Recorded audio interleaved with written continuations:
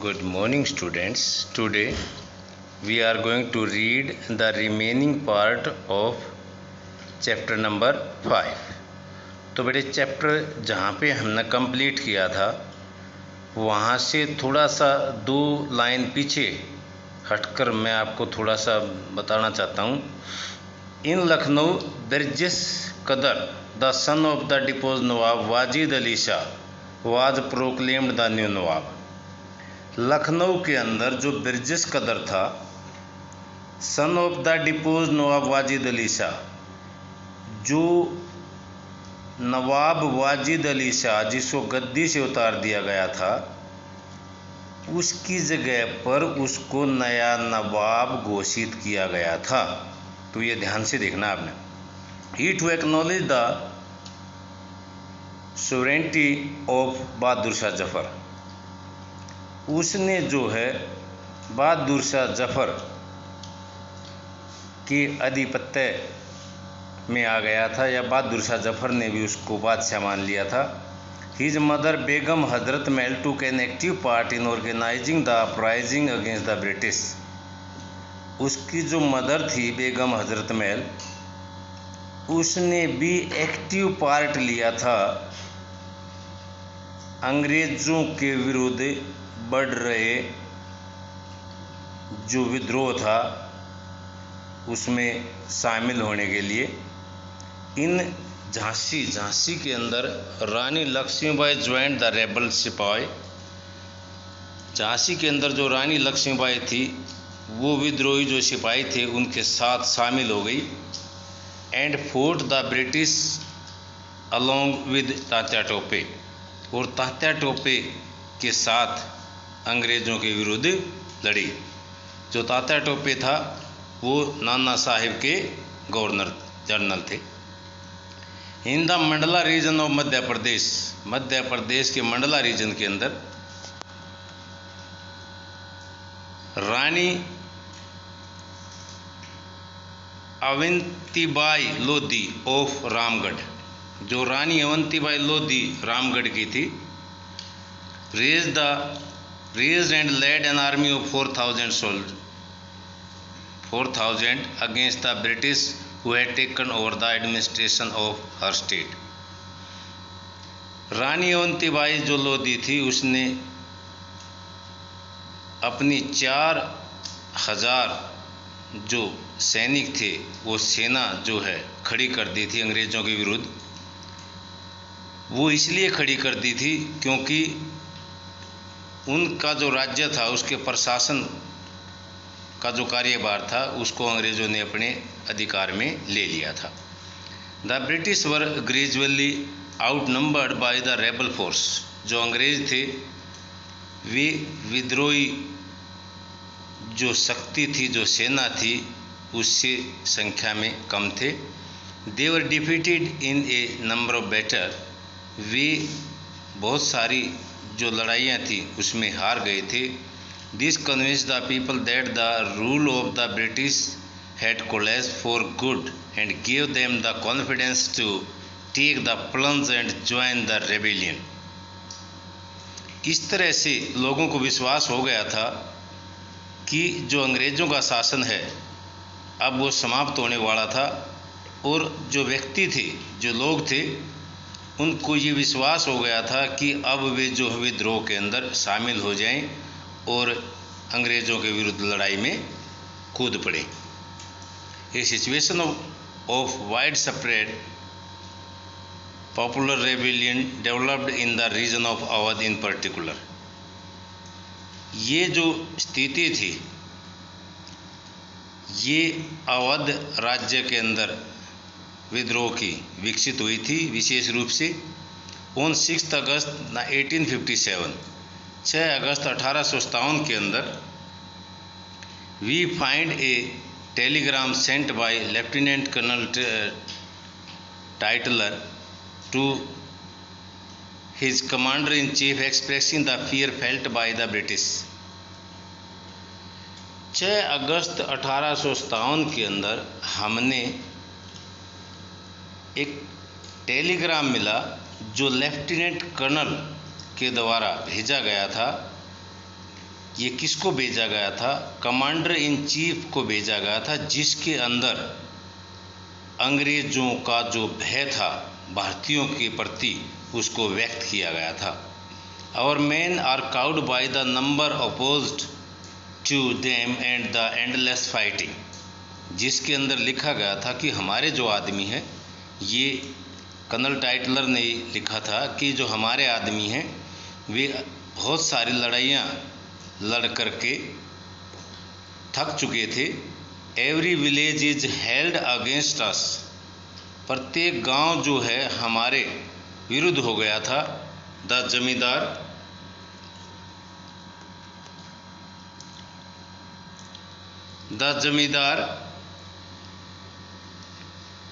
Have Ryzen to oppose अस, जो जमींदार थे वे भी हमारे विरुद्ध खड़े हो गए थे। Many new leaders came up, बहुत सारे जो नेता थे केम अप, वे अब हमारे सामने खड़े हो गए थे। फॉर एग्जाम्पल अहमदुल्ला शाह ए मौलवी from Faizabad.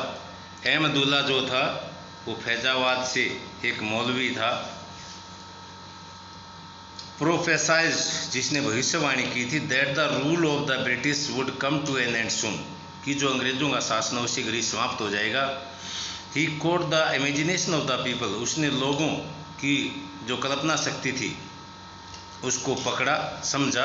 And raised a huge force of supporter, और एक बहुत बड़ी जो शक्ति थी इस विद्रोह को सहारा देने वाली, वो उसने तैयार की। He came to Lucknow to fight the British, वह लखनऊ आया अंग्रेज़ों से लड़ने के लिए। In Delhi a large number of ghazis और religious warrior came together to wipe out the white people. Delhi के अंदर बड़ी संख्या के अंदर जो गाजी थे या धर्म योद्धा कह लीजिए उनको, केम टुगेदर, एक साथ आए। And wiped out the white people, और उन्होंने सफ़ेद जो लोग थे, जो ब्रिटिश थे, उनको समाप्त करने के बारे में सोचा। Bakht Khan a soldier from Bareilly, Bakht Khan जो एक बरेली से सिपाही थे, took charge of a large force of fighter, जो लड़ाकू जो सेना थी उसका उसने चार्ज संभाला। हु केम टू दिल्ली, जो दिल्ली आया। ही बिकेम ए की military leader of the rebellion, वह विद्रोह का एक मुख्य नेता के रूप में उभर कर आया। इन बिहार, बिहार के अंदर एन ओल्ड जमींदार कुंवर सिंह, एक पुराने जो जमींदार थे Kunwar Singh, joint the rebel, उसने विद्रोह में शामिल हुए। And battled with the British for many month, और अंग्रेज़ों के साथ कई महीनों तक लड़ाई लड़ी अंग्रेज़ों के विरुद्ध। Leaders and fighters from across the land joint the fight, जो तमाम इलाके के नेता और लड़ाके इस युद्ध में हिस्सा ले रहे थे। The company fight back, company का पलटवार। Unnerved by the scale of the upheaval, इस उथल पुथल के बावजूद भी अंग्रेज़ों ने हिम्मत नहीं हारी। The company decided to repress the revolt, जो कंपनी थी उसने अपनी पूरी ताकत लगाई विद्रोह को कुचलने में। विद ऑल इट्स माइट, पूरी ताकत के साथ। It brought reinforcement from England, इसको जो पुनर्बलन था या इसको जो सैन्य शक्ति थी वो कहाँ से प्राप्त हुई? इंग्लैंड से। पास न्यू लॉ, जिसने नए कानून बनाए, so that the rebel could be convicted with ease, ताकि जो विद्रोहियों को जल्दी सजा देने के लिए उन्होंने क्या बनवाए? नए कानून बनाए। And then moved into the storm centre of the revolt, और फिर उन्होंने जो मुख्य केंद्र थे विद्रोह के, उनके ऊपर धावा बोल दिया। इन सितंबर 1857, सितंबर 1857 के अंदर the last Mughal emperor Bahadur Shah Zafar was tried in court. 1857 के अंदर सितंबर में मुग़ल जो सम्राट थे, अंतिम मुग़ल सम्राट बहादुर शाह जफ़र को कोर्ट के द्वारा सज़ा सुनाई गई और वो सज़ा थी लाइफ इम्प्रिजनमेंट की, आजीवन कारावास की। He and his wife Begum Zinat Mahal were sent to prison in Rangoon. वह और उसकी पत्नी जीनत महल जो है उसको रंगून की जेल के अंदर भेज दिया गया इन अक्टूबर 1858, अक्टूबर 1858 के अंदर। Bahadur Shah Zafar died in the Rangoon jail in November 1862। और जो बहादुर शाह जफर थे रंगून की जेल में नवंबर 1862 के अंदर उसकी मृत्यु हो गई। The recapture of Delhi, however, did not mean that the rebellion died down after that. Delhi के ऊपर पुनः अंग्रेजों का कब्जा होना, इसका ये अर्थ नहीं था कि जो विद्रोह है वो समाप्त हो गया था। People continue to resist and battle the British. लोग लगातार लड़ाई लड़ने के लिए तैयार थे और वे विरोध कर रहे थे अंग्रेजों का। The British had to fight for 2 years to suppress the massive force of popular rebellion. अंग्रेजों को जो प्रसिद्ध जो फेमस पॉपुलर जो विद्रोह था उसको कुचलने में 2 साल लग गए। लखनऊ वाज टेकन इन मार्च 1858। लखनऊ को जो है मार्च 1858 के अंदर उन्होंने अपने कब्जे में ले लिया था अंग्रेजों ने। रानी लक्ष्मीबाई वाज डिफीटेड। रानी लक्ष्मीबाई को हरा दिया गया एंड किल्ड, और उसकी मौत हो गई थी इन जून 1858, जून 1858 के अंदर। ए सिमिलर फेट अवेटेड रानी अवंतीबाई। ऐसी ही घटना रानी अवंतीबाई के साथ भी घटित हुई।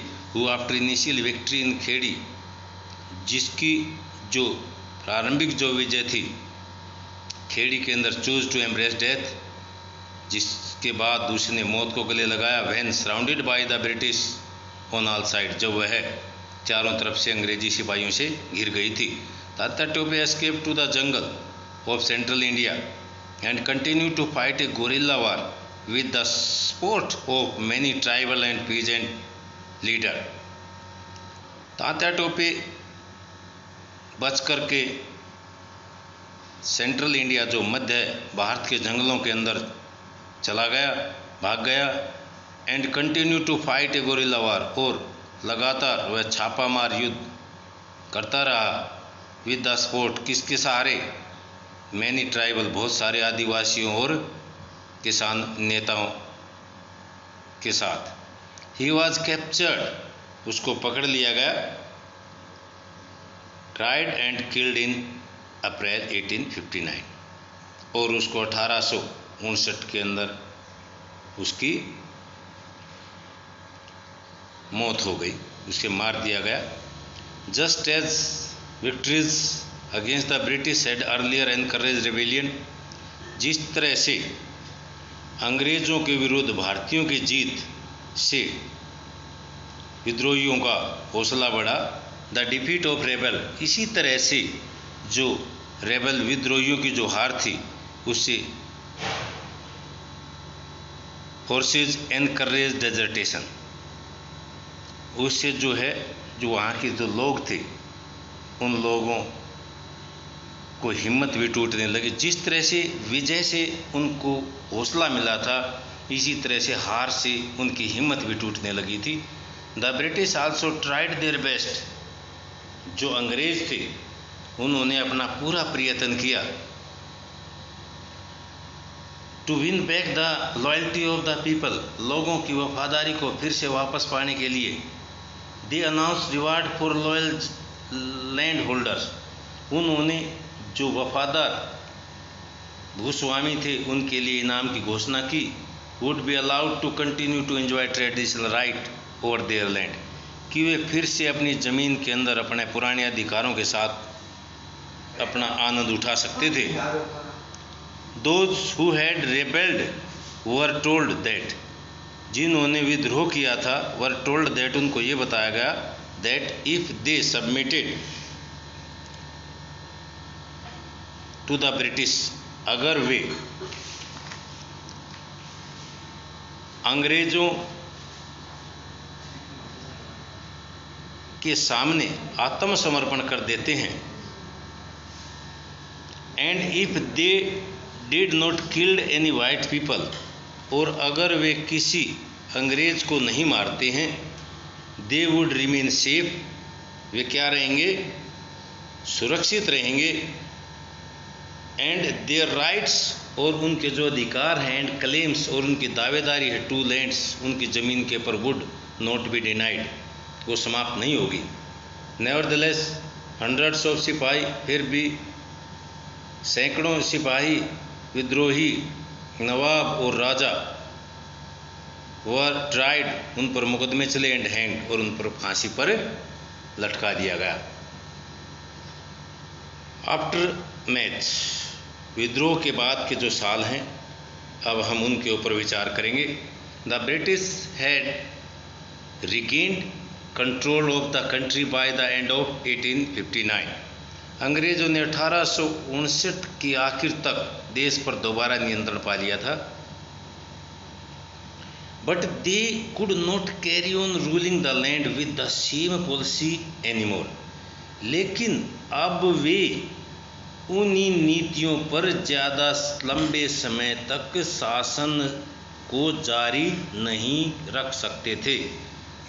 Given below are the important changes, नीचे कुछ महत्वपूर्ण परिवर्तन दिए गए हैं, they that were introduced by the British, जो अंग्रेजों ने लागू किए थे। नंबर 1,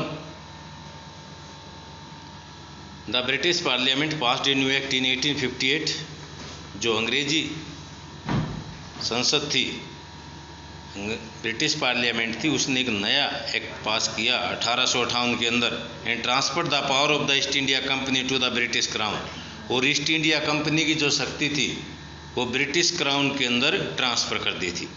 ब्रिटिश क्राउन के अंदर ट्रांसफ़र करने का मतलब पहले जो अधिकार थे ईस्ट इंडिया कंपनी के अधीन थे, लेकिन अब जो अधिकार थे शासन चलाने के वे ब्रिटिश क्राउन के तहत चले गए थे। अब वे जो हैं अंग्रेज़ राजा रानी के अंडर में आ गए थे। In order to ensure a more responsibility management of Indian affair, इसका अर्थ ये था कि जो भारतीय शासन की जो प्रशासन चलाने की जिम्मेवारी जो थी अब उन राजा रानी के पास आ गई थी। A number of the British cabinet was appointed secretary of state for India. A number of British cabinet, British मंत्रिमंडल के एक सदस्य को भारतीय मंत्री के रूप में नियुक्त किया गया, and made responsible for all matters related to the governance of India, और ताकि वो भारतीय मामले को ज़्यादा बेहतर ढंग से संभाल सके। He was given A council of advice him called the India council, और उसको जो है एक काउंसिल दी गई थी, एक परिषद दी गई थी टू एडवाइस, सलाह देने के लिए, कॉल्ड द इंडिया काउंसिल, जिसको क्या किया दिया गया था, इंडिया काउंसिल, जिसको एक भारतीय सभा कहा गया था। The governor general of India was given the title of viceroy, जो गवर्नर जनरल था भारत का उसको वायसराय का टाइटल दिया गया था। That is a personal representative of the crown, जो राजा रानी का एक व्यक्तिगत प्रतिनिधि था।